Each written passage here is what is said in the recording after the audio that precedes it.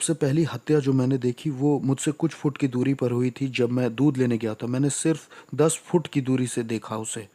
उन्होंने उसे 7 बार गोली मारी थी और मैंने एक के बाद एक बहुत सारी मौतें देखी अपनी ज़िंदगी में। साउथ ब्रॉक्स की सड़कों पर आपको एक हत्यारा, एक लूटमार करने वाला और एक बहुत चालाक इंसान बन के जीना होता है। मेरे पिता की तरफ के लोग तांत्रिक और भूत सिद्धि करने वाले थे। हम तंत्र मंत्र और भूत सिद्धि करते थे। हमारा कांटेक्ट खुद शैतान से था। मुझे याद है कि मेरे पिता कमरे में जाया करते थे शैतान की पूजा करने के लिए, और मैं शैतान की उपस्थिति को भी महसूस कर पाता था। और मेरे पिता आराधना करते थे, टंग्स में बोलते थे, शैतान की अन्य भाषाएं बोला करते थे, दुष्ट आत्माओं की। और वहाँ वो फूल चढ़ाते, कैंडल जलाते और पानी डालते थे। शाम को 7 बजे से लेकर सुबह 5 बजे तक मैं एक डिमोनिक चर्च में जाता था जहाँ तंत्र मंत्र भी सिखाया जाता था। मुझे ट्रेंड किया जा रहा था। मैं ट्रेंड हो रहा था तांत्रिक बनने के लिए। मुझे भूत सिद्धि करने वाली जादूगरनी औरतें जो 30 साल से, 40 साल से, 50 साल से अपने धर्म में लगी हुई थी, ये सिखा रही थी कि कैसे बात करनी है प्रिंसिपैलिटीज से, शैतान से, ज़मीन वाली दुष्ट आत्माओं से। आप शैतान से डायरेक्ट बात नहीं कर सकते, आपको पहले अधिकार कमाना होगा। जो सबसे पहली बार भयानक हत्या हुई थी जो मैंने बताया, वो यहाँ इस घर में हुई थी। हस्बैंड ने 52 बार पत्नी को चाकू मारा था और उसके सर को काट के अलग कर दिया था। हम उसकी बेटी के साथ खेला करते थे, इसलिए जब हम उसे छोड़ने आए यहाँ पर तो वो यहाँ खड़ी थी और उसको पता चला कि उसकी माँ इस तरह से टुकड़ों में काटी गई। इसी घर में हुआ था ये। एक बार मैं अपने स्कूल में अपने दोस्तों के साथ खेल रहा था तो वहाँ एक पास्टर आए, एक बैंड भी उनके साथ आया था और वो गाना गाने लग गए। लोग इकट्ठा हो गए और वहाँ बड़ा अद्भुत माहौल बन गया। पूरे स्कूल में एक खुशी की लहर दौड़ गई और मैं एक टूटे हुए परिवार से आया था। वहाँ पास्टर स्टेज पे खड़े होकर बाइबल की कुछ बात बता रहे थे, बाइबल की कहानियाँ बता रहे थे, परमेश्वर कैसे सबसे प्यार करता है, और वो यही सब बता रहे थे। पहली बार मैं थोड़ा सा जुड़ा कि वाह, शायद परमेश्वर मुझसे प्यार करता है। हो सकता है परमेश्वर को मेरी या मेरे परिवार की ज़रूरत है। शायद परमेश्वर मुझे और मेरे परिवार को छूना चाहता है, हमारी परिस्थिति बदलना चाहता है। मुझे भी थोड़ा प्यार मिल सकता है, मुझे भी मिल सकता है। और वो मेरी तरफ चलते हुए आ रहे थे और मुझे पहली बार प्यार बहुत महसूस हो रहा था, इतना कि मैं समझा नहीं सकता।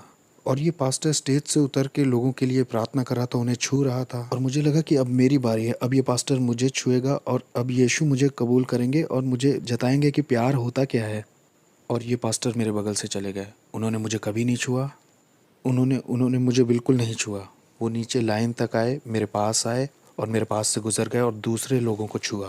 मुझे लगा, ओह, यीशु ने भी प्यार नहीं किया, पिता ने प्यार नहीं किया, मेरा घर परिवार भी टूटा हुआ है।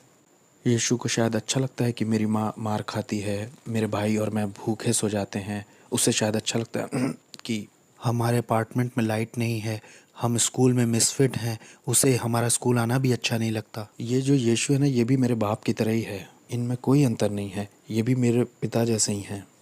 और मैं टूटा हुआ और बड़ा उदास अपने घर पहुंचा। और मुझे याद है 1 या 2 हफ्ते बाद लगभग मैं स्कूल के बाहर थोड़ी मस्ती कर रहा था, अपने दोस्तों के साथ मज़े ले रहा था और मैंने सुना कि कुछ नीचे गिरा। वो एक वुडू नेकलेस था। मैंने उसे उठाया और पहन लिया। उसमें बहुत सारे रंग थे और ये नेकलेस ही मेरा शैतान के साथ पहला कांटेक्ट था। कुछ समय के बाद हम टैरो कार्ड रीडिंग करने गए। वहाँ मैं जब गया तो मैं लगभग 10 साल का था, मैं छोटा ही था। वहाँ पर जो औरत भूत सिद्धि करती थी, टैरो कार्ड रीडिंग करती थी, वो विच लेडी, उसने मुझ में अपनी आंखें बिल्कुल धंसा दी। वो बिल्कुल मुझ पर फिक्स हो गई। हमें ये लड़का चाहिए, हमें ये लड़का चाहिए ही चाहिए। हम इसे सेंटेरिया का रिसर्च करने वाला बनाएंगे और ये स्पिरिचुअलिज्म को भी आगे बढ़ाएगा। स्पेनिश में आत्माओं की साधना करना डिमोनिक है और सेंटेरिया संतों की पूजा कहलाती है, लेकिन वो है दुष्ट आत्माओं की पूजा। और अगर ये तुमने हमें नहीं दिया तो ये 30 दिन में अपनी आंखें खो देगा। मेरी माँ होने के नाते मान गई और उसने अपना फर्नीचर बेच दिया, उसने अपना बेडरूम सेट बेच दिया सिर्फ $250 जुटाने के लिए, ताकि मेरी पहली सेरेमनी हो। इस औरत ने मेरी माँ के दिल में बहुत डर बैठा दिया था और मेरी माँ ज़मीन पे सोने लग गई क्योंकि उसके पास बेड नहीं था और वो ये भी नहीं चाहती थी कि मेरी आंखें खोएं। तो इन लोगों ने मुझे अंधकार की दुनिया में आगे बढ़ाया जब मैं 10 साल का था। फिर पहला एनकाउंटर जो मेरा हुआ, मैं जब 10 साल का था, वहाँ डेविल आया और उसने ऑफरिंग भी कबूल कर ली। मेरी ज़िंदगी अब शैतान को सौंप दी गई थी और उन्होंने मेरे गले में 5 मालाएं पहनाई। ये 5 तरह की बड़ी दुष्ट आत्माएं थीं जो आसमानी मकामों में रहती हैं। ये शैतान के नीचे होती हैं। उन्होंने ये मेरे गले में पहना दिया, जिन्हें सेंटेरिया कहते हैं। उन्होंने कहा कि यही रूहें आज से तुम्हारी मदद करेंगी और ये तुम्हारे स्पिरिचुअल गार्डियन एंजल्स हैं और अब से यही तुम्हारी आगे को फिक्र करेंगे। ये जो कोने की बिल्डिंग आप देख रहे हैं इधर इस कोने की, ये पूरी लगभग खाली रहती थी और मैं और मेरा भाई यहाँ ऊपर से उतर करके और पंप से पानी लेने जाते थे। ये वाला पंप था वो। ये खाली थी और ज़्यादातर अपार्टमेंट यहाँ के खाली ही थे और मैं और मेरा परिवार ही सिर्फ यहाँ रहते थे। मेरा जो पूरा चैपल था वो इन्हीं सब कामों में लगा हुआ था। वो शैतान की पूजा करते थे और हम डिमोनिक चर्च में जाते थे शाम को 7 बजे से लेकर सुबह 5 बजे तक। भूत सिद्धि वाली औरतें और तांत्रिक हमें सिखाते थे। वो बुलाना सिखाते थे, नियम कायदे और अधिकार के विषय में सिखाते थे। इस जगह को कौन देखता है, ऊपर हाकिम कौन है और यहाँ की प्रिंसिपलिटीज का नाम क्या है और किस तरह से हमारा चैनल काम करता है। 13 साल का होते होते मुझे शरीर से आत्मा को अलग करना आ गया था और मैं शरीर घर में छोड़कर स्पिरिट रेल में निकल जाता था, अलग क्षेत्रों में, और जाकर वहाँ श्राप बोलता था। अंधकार का साम्राज्य बढ़े और आस पड़ोस श्रापित हो जाए। यहाँ पर होमोसेक्सुअलिटी आ जाए, यहाँ पर डीमंस आ जाए, यहाँ पर spirit of murder, spirit of suicide आ जाए। मुझे अपने आस पड़ोस में ये सारे चैनल्स चलाना आ गया। 15-16 की उम्र आते आते मैं हॉस्पिटल्स में जाके आईसीयूज में मौत हो जाए ऐसा बोलता, दूसरे कमरों में मौत हो, ये इंसान मर जाए, ताकि डेविल की नज़र में मेरा लेवल या मेरा ओहदा और बढ़ सके और मैं न्यूयॉर्क सिटी का सबसे बड़ा डेविल वर्शिपर बनना चाहता था। शैतान मेरा बाप बन गया, उसने मेरे बाप की जगह ले ली क्योंकि मैंने ऐसी दुआ की थी कि मेरे बाप को मार दो। 33 साल की उम्र में मेरे बाप को चेहरे पर गोली मार करके ख़त्म कर दिया था एक नाइट क्लब में एक औरत की वजह से। जब वो घर आ रहे थे, शैतान ने उन्हें ले लिया और उसने कहा कि मैंने पुराने से नए को बदल दिया है और ऐसे डेविल मेरा बाप बना।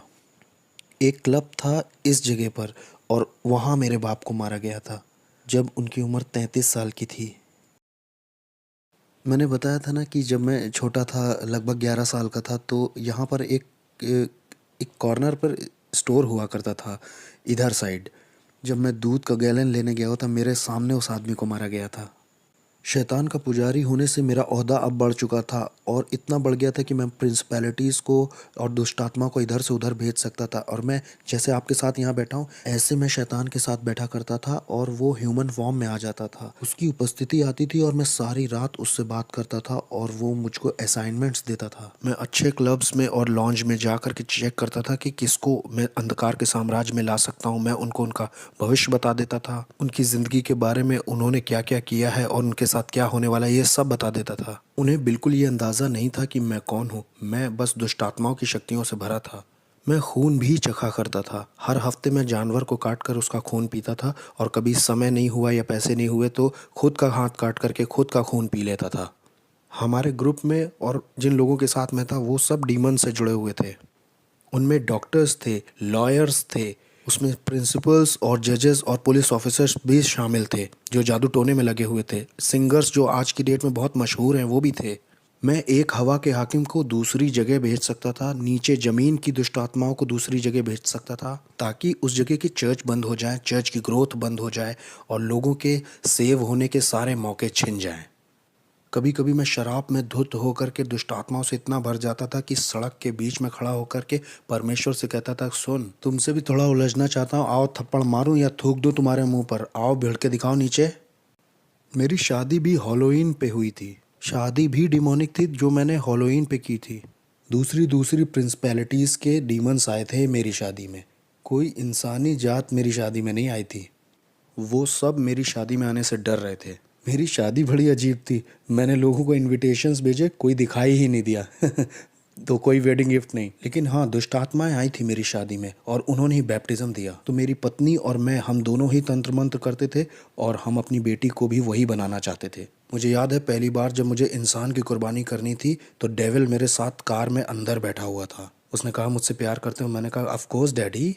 उसने मुझसे कहा कि छत के ऊपर एक आदमी है, वो तुम्हें नुकसान पहुंचाने आया है, तुम्हारा पैसा चुराने आया है, तुम उसे मेरे लिए मार दो अगर प्यार करते हो तो मैं छत की ओर ऊपर जाने लगा। मुझे याद है मैं 12वें माले में रहता था और जब मैं छत के ऊपर पहुंचा तो वो छत के पीछे वाले हिस्से सीढ़ियों पर छुपा हुआ था और ये आदमी 6 फुट 5 इंच का, वो लगभग 250 पाउंड का होगा। मैं डीमन पजेस्ड हो गया था और मेरे अंदर दुष्टात्मा गई, मैंने महसूस किया और अब मैं नहीं रह गया था। मैं उसे पकड़कर अपने अपार्टमेंट में ला के उसे चाकू मारना चाह रहा था क्योंकि मेरे पास एक कार्डोन पॉट था जो लगभग 100 पाउंड का होगा। उसमें 9 तरह के हथियार लगे थे जो 9 अलग तरह से इस्तेमाल किया जाता था। और जैसे ही मैं उसे पकड़ने चला और उसे अपार्टमेंट में खींचने, बस मेरे हाथ से फिसल गया और गायब हो गया। वो नीचे स्टोरवे के पास कूद गया। वो ऐसा जैसे ओलंपिक के एथलीट कूदते हैं, करके कूद गया। वो कूदा और गायब ही हो गया। मैं उसे पकड़ नहीं पाया तो मैं बहुत निराश हो गया। मैं अपनी पहली इंसानी कुर्बानी नहीं कर पाया। लोगों ने इसके ऊपर देखो कुछ लिख दिया है, लेकिन यहाँ पर एक डीमन है। ध्यान से देखो, ये वो डीमन है जो नर्क के दरवाजे की देखरेख करता है। इसी के बारे में मैं बता रहा था अपनी किताब में। वो सेंटेरिया वाली यही है, छोटा वाला दुष्ट आत्मा। ये वो दुष्ट आत्मा है जो हेटी को चलाती है। हेटी के ऊपर जो प्रिंसिपैलिटी है ना, वो यही है। और वहाँ पर जो वो वाला है ना, वो इस्लाम के ऊपर हाकिम है। अब यहाँ आगे आओ, ये देखो, लोगों को फंसाने के लिए द ट्रुथ। क्या हंसी आ रही है? सच, ये तुम्हें आज़ाद करेगा। ये देखो, ये भी ऊपर लगाया है ताकि लोगों को लगे कि ये भी इसी का हिस्सा है, मतलब ये इसका हिस्सा है। ये जगह कौन सी है? इस जगह को बोटानिका कहते हैं। ब्रॉन्क्स में जो लोग रहते हैं वो अगर जादू टोना तंत्र मंत्र करना चाहते हैं तो यहीं से सामान खरीद के ले जाते हैं, दूसरों को परेशान करने के लिए या मारने के लिए। आओ, हम अंदर चल सकते हैं। अगर मैंने कह दिया आप 30 दिन में मरने वाले हो तो 30 दिन में तुम मर जाओगे, तैयारी कर लो। मुझे बिल्कुल परवाह नहीं कि आप कहाँ काम करते हो, आप किसे जानते हो। आई डोंट केयर कि आप अपने आप को क्या बुलाते हो। आप कहो आप कैथलिक हो, आप क्रिश्चियन हो, आप एक बिलीवर हो। मैं आपको मार सकता था जब तक आपका यीशु से जीवित संबंध ना हो। मेरी बिल्डिंग के नीचे एक औरत रहती थी। वो एक दिन ऊपर आके बोली कि मेरा पति मुझसे धोखा कर रहा है, वो जिस औरत के साथ धोखा कर रहा है उसे मार दो तुम जादू टोना करके, मैं कितना पैसा दूँ। मैंने कहा मैं पहले शैतान अपने पिता से पूछूंगा और फिर तुम्हें बताऊंगा, तुम 2 दिन बाद आना। फिर वो औरत आई और शैतान ने मुझे बताया कि एक कॉफिन बॉक्स, 21 ब्लैक कैंडल्स और उस औरत की एक मूर्ति बना करके उस कॉफिन में डाल देना, जादू टोना करने के लिए और उस औरत को मारने के लिए। 21 दिन में उसकी मौत हो जाएगी। 21 दिन में हम उसका फ्यूनरल देखेंगे। तो वो औरत आई, मैंने उससे कहा मैं $10,000 तुमसे लूँगा उस औरत को मारने के लिए। उसने कहा ठीक है। मैंने कहा अरे तुम्हारी मेरी जान पहचान है, मैं तुम्हारे घर भी आता था। तुम एक काम करो, 7,000 देना, 30% ऑफ दे रहा हूँ तुम्हें। मैं मार दूंगा उसे, 30% ऑफ है तुमको, $7,000 दे देना बस। जब वो औरत मेरे घर से जा रही थी तो बुड़ के बोली वैसे वो औरत क्रिश्चियन है। उसने कहा वो मसीही है। मैंने कहा अब मैं उसे फ्री में मारूंगा। मैंने कहा मैं उसको अब फ्री में मारूंगा, मुझे इन क्रिश्चियंस को एक सबक सिखाना है। मैं उसे अब फ्री में ही मारूंगा। मैंने कहा मुझे तुम्हारा पैसा नहीं चाहिए, मैं फ्री में मारूंगा। तो मैंने उस पर तंत्र मंत्र किया, वूडू किया, लेकिन 21 दिन होने पर भी वो मरी नहीं। एक एक महीना हो गया वो मरी नहीं। और मुझे लगा अरे ये हो क्या रहा है, ये मेरी इज्जत का सवाल था। मैंने शैतान को बुलाया, मैंने दुष्ट आत्माओं को बुलाया, मैंने बढ़ा दी अपनी जादू टोना तंत्र मंत्र। मैंने उस पर दुगना जादू टोना शुरू कर दिया ताकि वो एक रात में ही मर जाए, लेकिन कुछ नहीं हुआ, कुछ नहीं हो रहा, कुछ नहीं हो रहा। और एक दिन ऐसा हुआ कि शैतान ही आ गया। मैंने महसूस किया उसकी उपस्थिति आई। और शैतान ने मुझसे कहा कि हमें ये प्लान छोड़ना होगा जिस औरत को तुम मारना चाहते हो। मैंने कहा प्लान क्यों छोड़ना होगा, मेरी इज्जत दांव पे लगी है। मैं एक भूत साधक हूँ, मैं तांत्रिक हूँ। अगर मैंने उसे नहीं मारा तो लोगों को लगेगा कि मेरे अंदर ताकत नहीं है। उसने कहा तुम समझ नहीं रहे हो, जिस परमेश्वर की वो सेवा करती है वो उसे अकेला नहीं छोड़ता है, उसे छुओ मत। मैंने कहा कौन है ये ईश्वर? उसने कहा वो जिसकी सेवा करती है। मैं बहुत गुस्से में था। मैंने कहा नहीं, 1 हफ्ता और लेते हैं, चलो मारते हैं। उसने कहा नहीं, जिसकी वो सेवा करती है वो उसे अकेला नहीं छोड़ता है। जिस तरह का जादू टोना मैंने उसके ऊपर किया था ना, उसे 21 दिन से कम में मर जाना चाहिए था। और भाई कैसे हो? ये ईजबेल है, इनके धर्म की ये ईजबेल है। देखो ये कैसे काम करता है। ये स्टैचूज जो हैं इनका कोई मतलब नहीं है, लेकिन इसके पीछे एक दुष्ट आत्मा है। तो अपने खुद के लिए मुझे उसे पहचानने के लिए इसका बनाया जाना बहुत ज़रूरी है, नहीं तो मैं उस आत्मा से नहीं जुड़ सकता। उस दुष्ट आत्मा से मेरी जान पहचान नहीं हो सकती। हमारे बीच में कुछ कॉमन नहीं है। मैं आदमी हूँ, वो एक आत्मा है, और आत्माओं में भी वो दुष्ट आत्मा है। मैं उससे जुड़ ही नहीं पाऊंगा। उससे जुड़ने के लिए मुझे इसको बीच में लाना ही होगा। ये इंसानों की तरह दिखते हैं, लेकिन इस आदमी के पीछे भी एक कहानी है। उस कहानी की वजह से ही आप उससे जुड़ सकते हो, और ये दुष्ट आत्मा उसकी वजह से चलन कर सकता है। और ऐसा ही इन लोगों के साथ भी है। बाद में इनके नाम रखे जाते हैं और इनके भी जन्मदिन होते हैं, इनके भी अपने दिन होते हैं। किस तरह से इंसान फंस के पकड़ा जाता है इस दुष्ट आत्मिक संसार में और तंत्र मंत्र में, जानते हैं? ये वो जाल हैं जिनसे दुष्ट आत्माएं ऑपरेट करती हैं, अपना चलन करती हैं। इन्हीं मूर्तियों की वजह से इंसान अपने सारे शैतानी काम और शैतानी मजहब चला पाता है। यहाँ ऐसी कोई चीज़ नहीं है जिसे पवित्र कहा जा सके, बस एक ही है, वो हम हैं। इस जगह पे होता क्या है? वहाँ पीछे तंत्र मंत्र होता है, वूडू होता है, वहाँ कुछ मंत्र बोले जाते हैं और उससे मूर्तियाँ पवित्र की जाती हैं। ये सारी दुष्ट आत्माएं चाहती हैं कि आप एक नई मूर्ति खरीदें ताकि आप दुष्ट आत्मा को घर ले जा सकें। ये देखो, खास प्रार्थनाएं, ये आपको विश्वास दिलाना चाहते हैं कि आप परमेश्वर से प्रार्थना कर रहे हो। मैं भी यही किताब इस्तेमाल करता था, खास प्रार्थनाएं। इनका मकसद ही है कि आपको लगे कि आप ईश्वर से प्रार्थना कर रहे हैं, लेकिन इनमें कोई भी ईश्वर में बाइबल का कुछ नहीं है, ना बाइबल की कोई बात है, ना क्रूस की कोई बात है। मैं न्यूयॉर्क अमेरिका में तीसरे नंबर का वो इंसान था जिसके पास एक ऐसी किताब थी जिसमें चिन्ह बने थे सारी दुष्ट आत्माओं के और सारे हाकिमों के, और कैसे लोग ये तंत्र मंत्र सीख सकते हैं। और कोई इस तरह की किताब को नहीं रख सकता, या किसी के पास ऐसी किताब नहीं हो सकती जब तक डेविल उस पर खुद साइन ना कर दे। और मैं तीसरा वो इंसान था जिसके पास ये किताब थी, और मैं इस किताब के निशानों का इस्तेमाल करके जादू टोना करता था ताकि लोगों का दिमाग खराब हो जाए और वो बीमार पड़ जाए। जाने कैसे तंत्र मंत्र से मैं उन्हें बीमार करके लेप्रोसी, किसी को कैंसर दे देता था। मैंने लोगों के ऊपर ऐसा जादू टोना किया कि उनके साथ गर्भपात हो, उनके जीवन में अबॉर्शन आ जाए, लोग हॉस्पिटल जाएं, सर्जरी ही करवाएं, बिना सर्जरी के हॉस्पिटल में रहें। जादू टोने से मैंने लोगों को पागल भी किया है। मैंने जादू टोना करके लोगों के ऊपर दुष्ट आत्माएं भेजी, बाइपोला की, सिजोफ्रेनिया की, और भयानक बीमारी और सुसाइड की स्पिरिट। मैं रात भर बैठकर शैतान से घंटों बात किया करता था। जब क्रिश्चियंस यहाँ चर्च भी 1 घंटे के लिए नहीं जाते, बहुत से क्रिश्चियंस 1 घंटे दुआ भी नहीं करते। आत्मिक संसार ज़्यादा रियल है इस संसार से जो दिखता है, और हमने इसे महसूस किया था कि जो कुछ यीशु में ढका हुआ नहीं है उसे बहुत आसानी से टारगेट बना सकते हैं गिराने के लिए। जैसे नास्तिक लोगों को आराम से मार सकते हैं हम। यहोवा विटनेस वाले लोग आसानी से मारे जा सकते हैं। मोर्मोन्स भी आसानी से मारे जा सकते हैं। और ऐसे लोग भी जो कहते हैं शैतान होता ही नहीं है, वो भी बहुत आसानी से मारे जा सकते हैं, क्योंकि वो आत्मिक सहायता कभी मांगेंगे ही नहीं। मुझे याद है कि एक बार हमारे पड़ोस में निकी क्रूस का ग्रुप आया हुआ था। वो उसको ट्रूस बुलाते थे। वो चलते चलते वर्शिप करते हैं, फिर वचन का प्रचार करते हैं, फिर कहीं और निकल जाते हैं और वही करते हैं। और मैं इनके पीछे कुछ इस तरह से लगा कि इन्हें पीछे कर दूं, इन्हें कुचल दूं। और ये जवान बच्चे थे, कोई 18, कोई 19, कोई 20, कोई 16 ऐसे थे। और मैंने कहा कि ये मेरे पड़ोस में कैसे ये गंदे गाने, ये कूड़ा मेरे बगल में बजा सकते हैं, जिसे आज हम आराधना कहते हैं। ये गंदे गाने थे मेरे लिए। अब मैं इनके पीछे पड़ के इन्हें बर्बाद कर दूंगा। जब मैं वहाँ ऊपर गया तो जहाँ मतलब वो लोग थे, वहाँ एक आँख की दीवार थी जिससे मैं उन्हें छू नहीं पा रहा था और ना उसके पार जा पा रहा था। किसी चीज़ ने मुझे रोका। जितनी बार भी मैंने आत्मिक शक्तियों को बोला जाओ, तो वो नहीं जा पाई, वो रुकती रहीं, और मैं कभी भी उन बच्चों को छू नहीं पाया।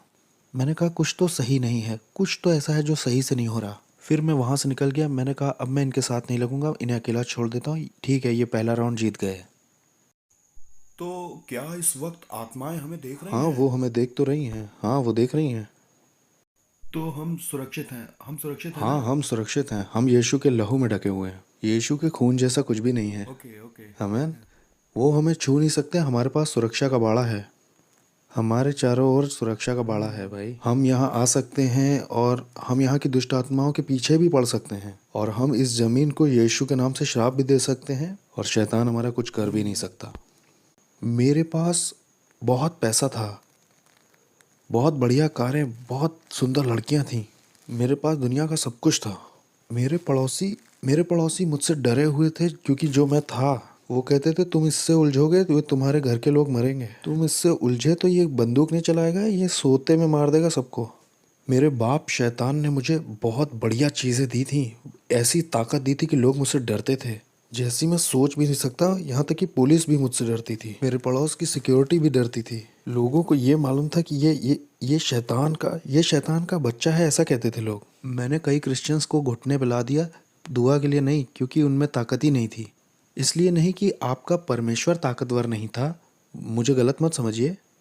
परमेश्वर तो ताकतवर था, लेकिन बर्तन कमज़ोर था। बर्तन का कोई प्रार्थना का जीवन नहीं, ना कोई उपवास का जीवन, और ना परमेश्वर से इसका संबंध सही है। ये व्यक्ति भक्त जैसा बस बाहर से दिख रहा है, लेकिन कोई शक्ति नहीं है। ये व्यक्ति कमज़ोर है और इसके जीवन में कुछ हो भी नहीं रहा है। इसके पास बाइबल भी है, इसके पास कपड़े भी सही हैं, इसके वस्त्र सही हैं, लेकिन इसका कोई जुड़ाव नहीं है यीशु के साथ, क्योंकि ये उसकी इच्छा से बाहर है, उसकी प्रतिज्ञाओं से बाहर है और इसके डिवाइन पर्पस से भी बाहर है। इसलिए मेरा उस पर अधिकार है, मैं उसको गुलाम की तरह बना लूँगा, मैं उसे तोड़ दूंगा, उसके साथ तंत्र मंत्र करूँगा, मैं करता जाऊँगा एक मसीही से दूसरे मसीह, एक चर्च दूसरा चर्च, कई सारे, मैं हर वो चीज़ गिराता जाता जो यीशु के क्रूस को दिखाती थी।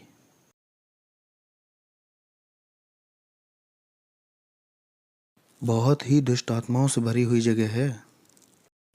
तो इस जगह का बहुत असर होगा ना आस पड़ोस पर। हाँ और क्या, ये जो पूरा एरिया है ना, ये इसी की वजह से लॉक्ड है। ये शैतान का गढ़ है, हम शैतान के गढ़ में गए थे। इस गढ़ का पूरा बाजार नरक से था।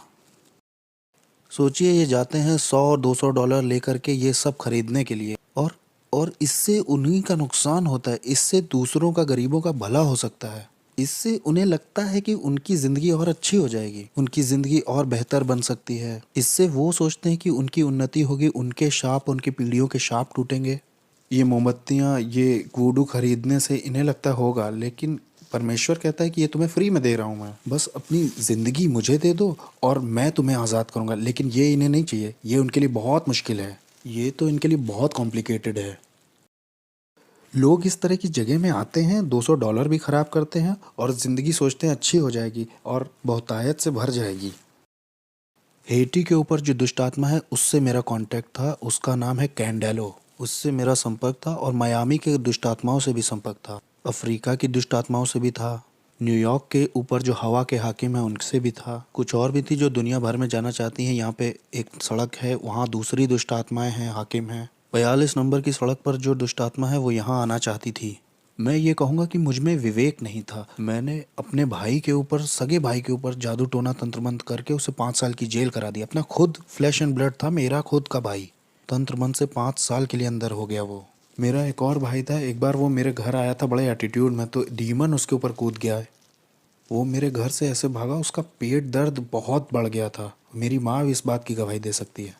मैंने अपने शरीर के साथ बहुत सारे रीति रिवाज किए थे, इतने सारे संस्कारों से गुजरा था मैं। लास्ट वाले में मैंने अपनी आत्मा शैतान को सौंप दी थी।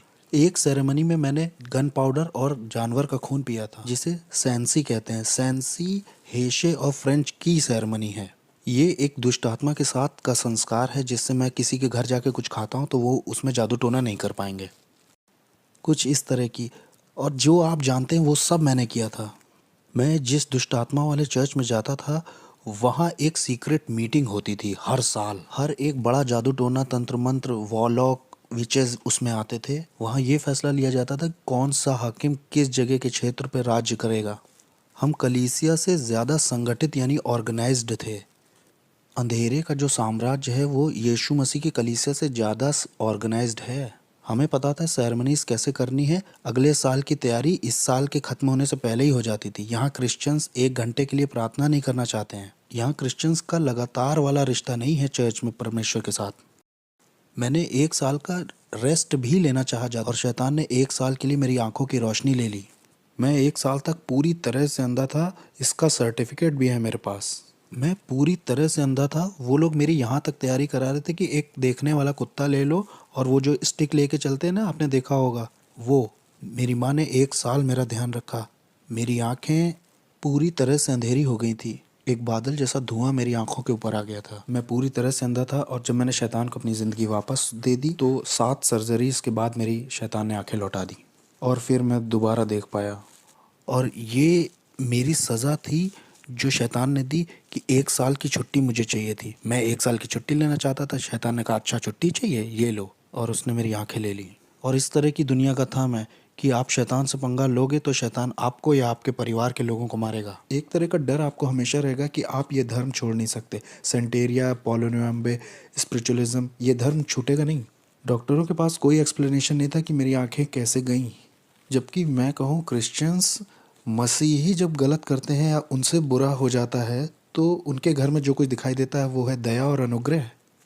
लेकिन अगर आप शैतान को कुछ ऐसा दिखाते हो तो शैतान को पसंद नहीं आया तो आपको या आपके परिवार को मारता है। मुझे याद है एक बार एक औरत को शैतान ने कहा इस आदमी से मत मिलना। उसने परवाह नहीं की क्योंकि वो उससे प्यार करती थी।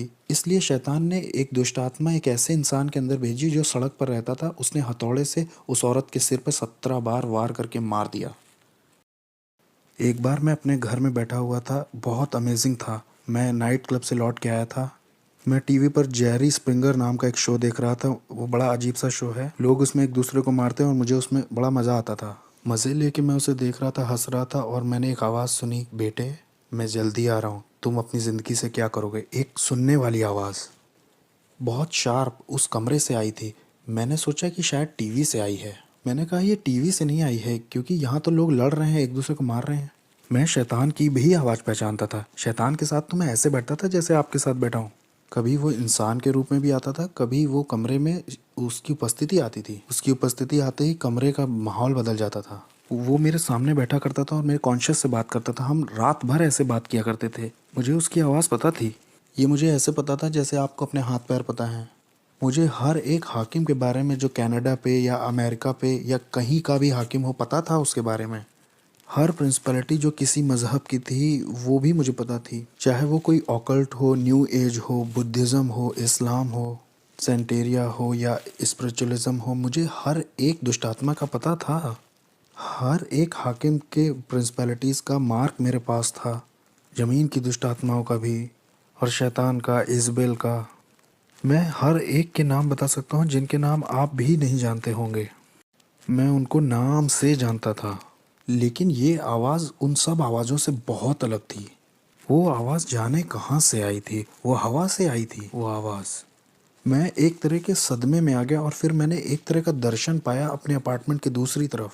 मैंने देखा कि पूरे आसमान में आग है और नीचे के जो लोग हैं वो उससे बचने के लिए इधर उधर दौड़ रहे हैं कि कोई जगह मिल जाए शायद। मैंने कहा ये कैसा दर्शन, मैंने उसे छोड़ दिया। और फिर मुझे याद है जब मैं सोने गया, बहुत गहरी नींद थी और मैंने एक टी शर्ट मुंह पे डाली, मैं सो गया और मैंने देखा कि मैं एक ट्रेन में हूँ, उसमें बहुत सारे लोग हैं। मैं कुछ समझ ही नहीं पा रहा था कि मैं ट्रेन में क्या कर रहा हूँ। ये ट्रेन इतनी तेज़ चल रही थी कि आप समझ नहीं सकते। मैं पृथ्वी पर इतनी तेज़ किसी चीज़ में नहीं चढ़ा। और ये ट्रेन नर्क में आ गई। यीशु मसीह मुझे नर्क ले आए। और जब मैं नर्क में पहुंचा तो वो ट्रेन दरवाजे से बहुत कस के लड़ गई। एक इतनी तेज़ आवाज़ हुई कि सब खुल गया और बहुत गर्मी बाहर आ रही थी, न जाने कहाँ से। वहाँ सांस लेने में भी बहुत दिक्कत हो रही थी। मैं ट्रेन से जैसे बाहर आया तो उसमें जो लोग थे उनके चेहरे नहीं दिख रहे थे, लेकिन उनके चेहरे पर डर दिखाई दे रहा था। वो डर आप महसूस कर सकते थे। ये डर इस बात का था कि आप वहाँ से कभी बाहर नहीं निकलेंगे। और ये जगह पूरी भरी हुई थी। और मैंने कहा मैं यहाँ के लिए नहीं बना हूँ, मैं यहाँ नहीं मर सकता ना, मुझे यहाँ नहीं मरना, ये मेरे लिए नहीं है। मैं यहाँ के लिए पैदा नहीं हुआ हूँ। मैं अपने आप से ही बातें कर रहा था। मैं यहाँ नहीं रहने वाला, इसलिए मैं एक कोई सुरंग ढूंढने लगा जहाँ से मैं निकल सकूँ। तो मैं सुरंग ढूंढने के लिए आगे गया, या कोई खिड़की ढूंढने, या कोई, हो सकता है वहाँ कोई जगह दिख जाए जहाँ से मैं बाहर आ सकूँ और मैं अपनी रियलिटी में लौट सकूँ। लेकिन वहाँ कोई गैप नहीं था। मुझे याद है वहाँ जितना मैं आगे उस सुरंग में जा रहा था उतना ज़्यादा मुझे डर घेर रहा था और मुझे लोगों की तकलीफ़ें सुनाई दे रही थी, आवाज़ें। वहाँ अंधेरा और डर ओढ़ लेता है जैसे कोई कपड़ा पहन लिया हो। वो आपको लपेट जैसा लेता है। वहाँ आपका कोई बस नहीं चलता है। कुछ जकड़ जैसा लेता है, वो आपको जाने नहीं देता। यहाँ तक कि मैं अपना हाथ भी नहीं देख पा रहा था। वो एक पर्दे की तरह था, जैसे आप किसी बच्चे के कुएं या जानवर के कुएं में गए हैं। ये कुएं जैसा नहीं था, मैं समझा नहीं पाऊंगा इसे। और और इसमें से बहुत गर्मी और बदबू बाहर रही थी, ऐसा जैसे न्यूयॉर्क सिटी के गटर खुल गए हों। वहाँ वो बहुत अजीब सा, बहुत अजीब। और जब मैं आगे गया तो वहाँ मुझे याद है आगे शैतान मिला। उसने कहा मैं तुम्हारा बाप था। वो डिमोनिक टंग्स में बोल रहा था कि मैं तुम्हारा बाप था, मैंने तुम्हें सब कुछ दिया जो चाहिए था, मैंने तुम्हारी केयर की, मैंने तुम्हें आशीष दी, मैंने तुम्हें प्रोटेक्शन दी, मैंने तुम्हारे लिए लोगों को मारा है, तुम्हारे लिए सब कुछ किया, तुम्हें पावर दी, तुम्हें तुम्हारा नाम बनाया इस साम्राज्य में। जो तुम्हारे विरोध में उठे उन्हें मार दिया, क्योंकि मैं तुम्हारा इस्तेमाल करने वाला था अपने राज्य को लाने के लिए पृथ्वी पर। और तुम मुझे छोड़ना चाहते हो, मुझसे धोखा करना चाहते हो। और ये सब डिमोनिक टंग्स में हो रही थी और मैं भी उससे दुष्ट आत्माओं की अन्य भाषा में बराबर बोल रहा था। मैंने कहा नहीं, मैं छोड़ूंगा नहीं, मैं बस कंफ्यूज हूँ, मुझे समझ नहीं आ रहा हो क्या रहा है। उसने कहा नहीं, मुझे मालूम है तुम क्या करोगे, तुम मेरे धर्म को एक्सपोज करोगे कि मैं कौन हूँ और मेरे आत्मिक संसार में कैसे काम करता हूँ। मैंने तुम्हें वो चीज़ें बताई हैं जो किसी को नहीं बताई, क्योंकि मैं तुम पे भरोसा करता था कि तुम मेरे राज्य को आगे बढ़ाओगे। क्योंकि मैं और तुम्हारा इस्तेमाल करना चाहता था बड़े पैमाने पर। और कंफ्यूज होके उसने मेरी मेरी गर्दन पकड़नी चाहिए, और जैसे ही मुझे मारने के लिए उसने गर्दन पकड़नी चाहिए, एक क्रॉस मेरे हाथ में यीशु मसीह का आया। और न जाने 3-4 क्रॉस कैसे नर्क में आ गए जब मैंने ब्लू शॉर्ट्स और टी शर्ट पहन रखी थी। और जैसे ही मैंने वो क्रूस उसके ऊपर छुआया, वो ऐसे पिघल गया जैसे वो कोई बच्चा हो। वो एक बच्चे की तरह ज़मीन पर गिर पड़ा और उसमें कोई ताकत नहीं थी। और फिर मैंने उस मौके का फ़ायदा उठा करके भागना शुरू किया उस तरफ जिधर दरवाज़ा लग रहा था मुझे, या शायद वहाँ कोई मुझे दरवाज़ा दिखाई दे जाए। जो मेरी उम्मीद थी, वहाँ वहाँ आशा जो थी वो ऐसी थी जैसे वहाँ किसी तरह की कोई आशा ही ना हो। वहाँ कभी ऐसा नहीं लगता कि आप बाहर आ पाएंगे। बस बस यही आपका द एंड है। जिस डर ने उस वक्त मुझे पकड़ रखा था वो डर मैं समझा नहीं पाऊंगा, ऐसा डर मुझे कभी नहीं लगा। मैंने उस तरह की निराशा कभी महसूस ही नहीं की थी। ये बिल्कुल स्वर्ग का ऑपोजिट था। वो खुशी और आनंद का ऑपोजिट था, शांति का ऑपोजिट था, जीवन और उजियाले का ऑपोजिट था। ये जगह तो अंधकार और तड़प की जगह थी। अगर अगर मैं यहाँ रहता हूँ तो मेरे परिवार मुझे कभी नहीं ढूंढ पाएगा कि मैं यहाँ हूँ। मेरी पत्नी, मेरी बेटी मुझे कैसे ढूंढ पाएंगे, कैसे देख पाएंगे अब। जब मैं उस सुरंग के और गहरे में जा रहा था, ये सोचते हुए कि वहाँ शायद कोई दरवाज़ा हो या किसी तरह की कोई दरार वहाँ हो, वहाँ शैतान फिर से दिखाई दिया और उसने कहा कि मैं तुम्हें मार दूंगा अब। समर्पण के समय में मैंने तुम्हारे शरीर पर कुछ दुष्ट आत्माओं की भाषा में निशान बनवाए थे जो मेरे कॉन्ट्रैक्ट हैं, इससे मैं तुम्हें मार दूंगा। उसने कहा, अरे बेवकूफ़, ये मेरे निशान है, ये इस बात के निशान है कि मैं तुम्हारा मालिक हूँ, मैं तुम्हारा मालिक हूँ, कोई और तुम्हारा मालिक नहीं है, मैं हूँ। या तो तुम मेरे लिए जियोगे या तो मरोगे। और फिर जैसे ही उसने अपने हाथ बढ़ाए मुझे दोबारा पकड़ने के लिए, मैंने तो सोचा मेरी कहानी ख़त्म अब। वो मुझे दूसरी बार पकड़ने आया है। क्रूस यीशु मसीह का बीच में आ गया नर्क में।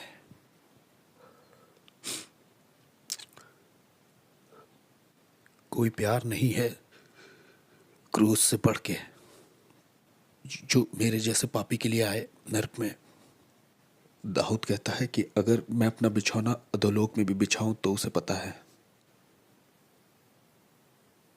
अनुग्रह और सच्चाई नर्क में दिखाई दी। अनुग्रह और सच्चाई को मेरे बारे में पता था। अनुग्रह और सच्चाई की मेरी जिंदगी में एक योजना थी। मेरे गलत, शैतानी, घमंडी और खुदगर्ज और स्वार्थीपन का जब अंत हो गया नर्क में, जब मेरा समय भी पूरा हो गया था, तब यीशु मसीह दिखाई देते हैं मेरे जैसे मिसफिट के लिए और कहते हैं, तुम्हारे लिए मेरे पास योजना है, मैं तुमसे प्यार करता हूँ जितना तुम सोच नहीं सकते। वो मुझे नर्क में दिखाई दिए और जब मैं वापस आया, मेरी आत्मा शरीर में वापस आई, तब मैंने अपने घुटने टेके यीशु मसीह के नाम से। मेरे पास $1,00,000 का सामान था तंत्र मंत्र का, मैंने फेंक दिया। मैंने तंत्र मंत्र सब फेंक दिया। मैंने अंधेरे के साम्राज्य से जुड़ी हर एक चीज़ फेंक दी। हेटी के लोग और क्यूबा के लोग और मियामी, न्यूयॉर्क के लोगों ने सोचा कि इसे मार दे क्योंकि ये बहुत जानता है, क्योंकि इसे बहुत कुछ पता है, इसलिए इसे मारना चाहिए। हमें इसे मारना ही होगा क्योंकि ये बहुत कुछ जानता है। ये अब हम में से एक नहीं रहा, इससे मारना तो ज़रूर है। वो आए मुझे मारने के लिए, उन्होंने अपनी तरफ से कोई कसर नहीं छोड़ी। मैं दिन में सोने लगा था क्योंकि दिन और रात दुष्ट आत्माएँ आती थीं और मुझे बहुत टॉर्मेंट करती थीं, बहुत सताती थीं। ये सब 30 दिन तक चलता रहा। 30 दिन तक वो मेरे गले को पकड़ते थे, वो मेरे बिस्तर को मुझे उठा के फेंक देते थे। मैं बिस्तर पर लेटे महसूस करता कोई मेरे बगल में लेटा हुआ है, बर्फ़ के जैसा कोई ठंडा, और जैसे मैं मुड़ के देखता तो मैंने डेविल को खुद देखा वहाँ लेटे हुए। ये सब चलता रहा 30 दिन तक, एक के बाद एक। मुझे सताया जा रहा था, टॉर्चर किया जा रहा था, पागल करने की कोशिश की जा रही थी। मेरे शरीर से मेरी आत्मा खींचने की कोशिश की जा रही थी। मैं रात में ऐसे डरता था जैसे रात में कभी नहीं डरा। 30 दिन तक मैं चिल्लाता रहा और मुझे प्रार्थना करना भी नहीं आता था। सिर्फ बोलता था जीसस जीसस जीसस। प्रार्थना आती नहीं थी तो वो बहन तो इस तरह से चर्च में प्रार्थना करती, लो वो भाई ऐसे प्रार्थना करता है। मैं सारी दुआओं को मिला जुला के करता था ताकि मैं अपनी ज़िंदगी के लिए लड़ सकूं। और एक दिन ऐसा हुआ कि मैं चर्च में आराधना कर रहा था और मेरे दिमाग में सवाल चल रहे थे कि क्यों तूने मेरे साथ ये सब होने दिया प्रभु। और उस दिन मैंने ये आवाज़ सुनी कि मैं देखना चाहता था कि तुम मुझसे कितना प्यार करते हो। और उसने कहा, मैं देखना चाहता था तुम कितना भरोसा करते हो मुझ पे। और उस दिन के बाद से शैतान कभी आगे को मेरे पीछे नहीं पड़ा। मैं यीशु के लिए एक इवेंजलिस्ट बन गया। तब से लेकर आज तक 14 साल हो गए हैं प्रभु की सेवा करते करते, और मैं इस चीज़ को किसी भी चीज़ से सौदा नहीं करूँगा। और मुझे पता है हालेलुया नाम की सड़क पर जॉन रिमेरेस का एक बड़ा बंगला है। एक दिन वो कहेगा, तेरा स्वागत है विश्वास योग्य दास। जिसके कान हो वो सुन ले और जिसकी आंखें हो वो देख ले।